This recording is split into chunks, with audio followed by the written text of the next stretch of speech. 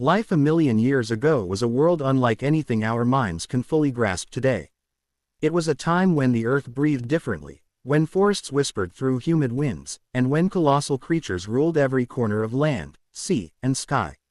The land trembled under the weight of giants.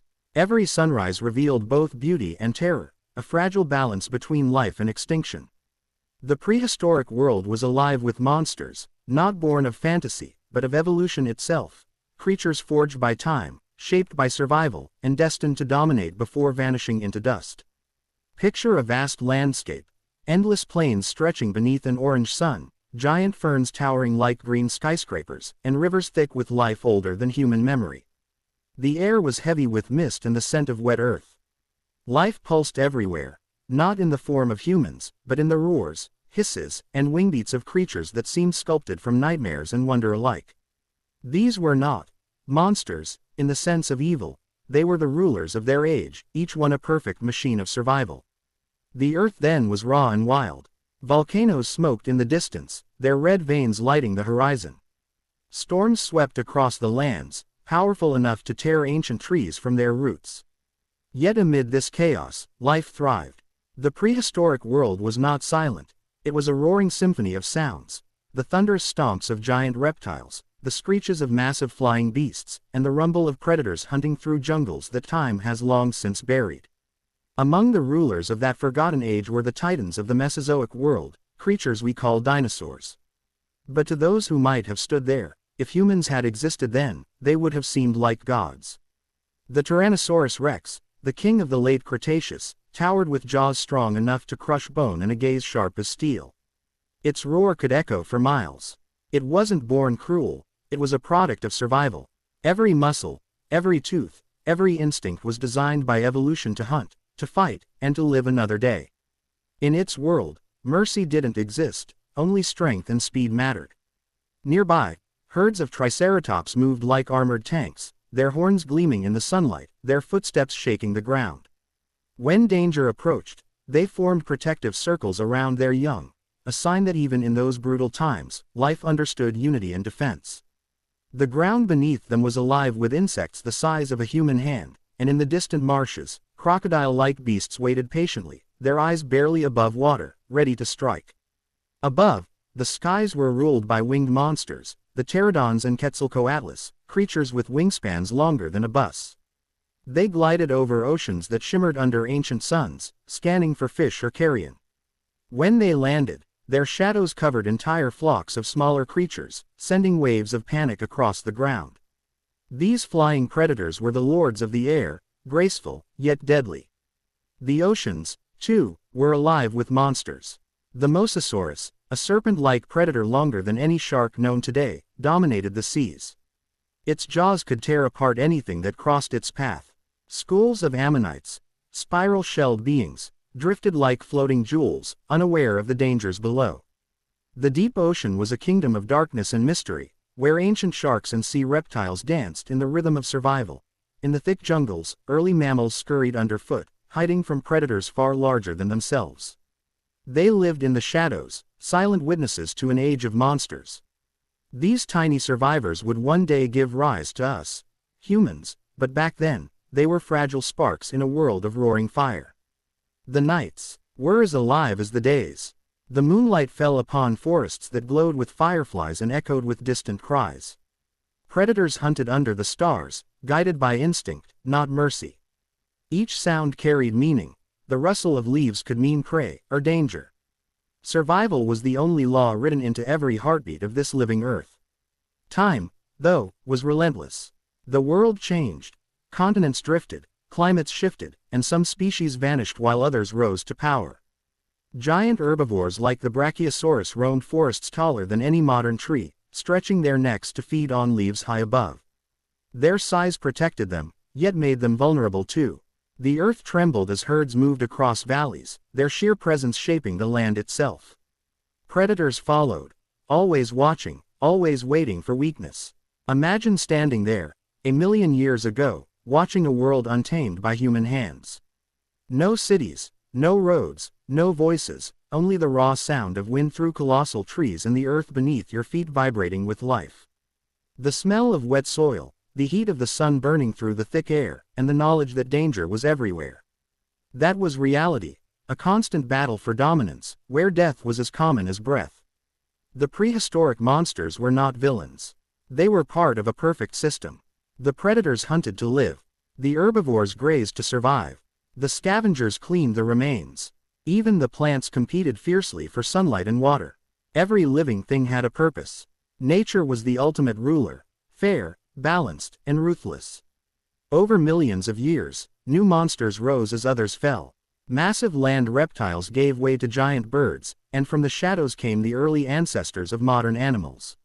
Saber-toothed cats, woolly mammoths, giant sloths, and cave bears roamed frozen landscapes during the ice ages that followed. The earth transformed, from steaming jungles to frozen tundras, yet the struggle for life never ceased. Evolution kept its steady pace, molding creatures into new forms fit for survival. The Spinosaurus, for example, with its massive sail-like spine and crocodile jaws, was both terrifying and elegant. It ruled the rivers of ancient Africa, hunting fish as large as men.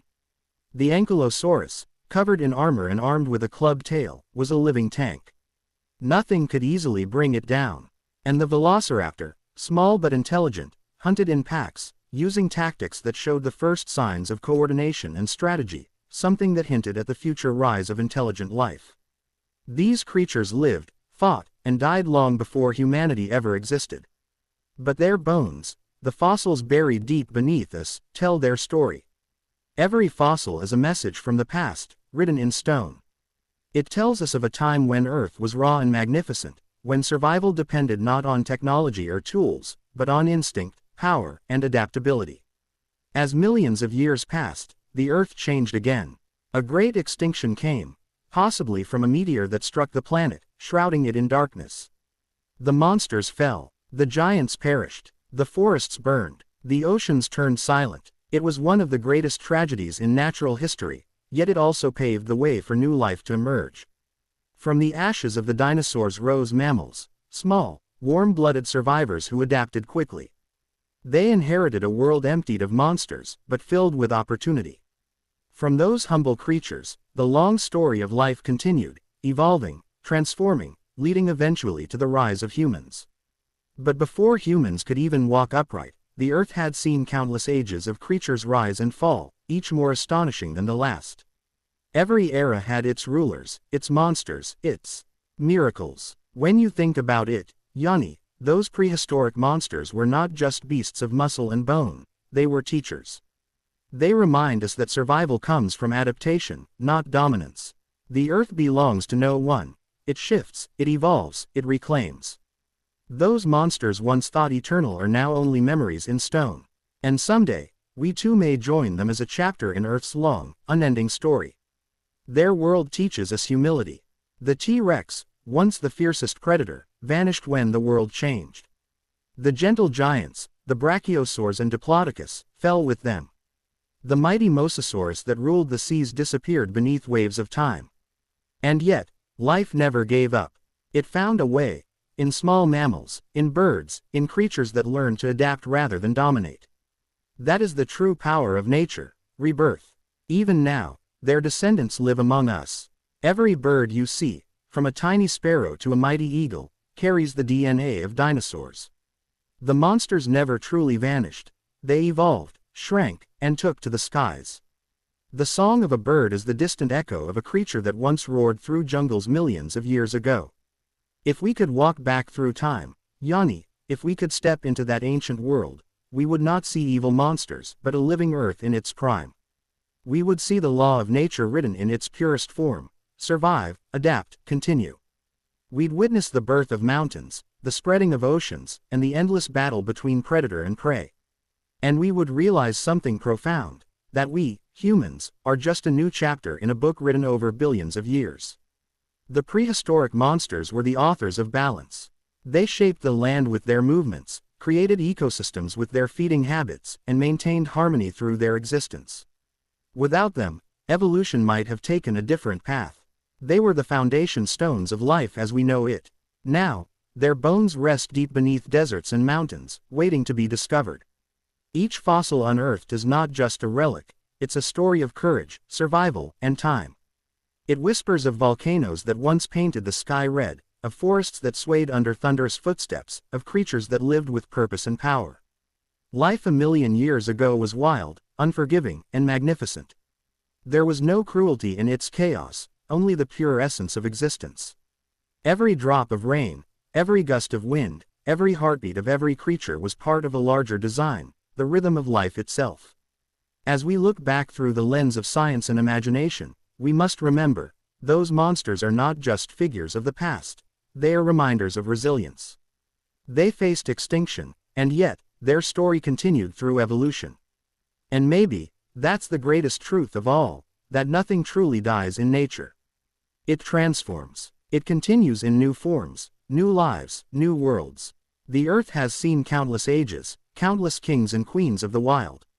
But none have matched the majesty of those prehistoric monsters, the living symbols of creation's untamed power. They walked this planet long before us, and though their bones are silent now, their legacy roars through time.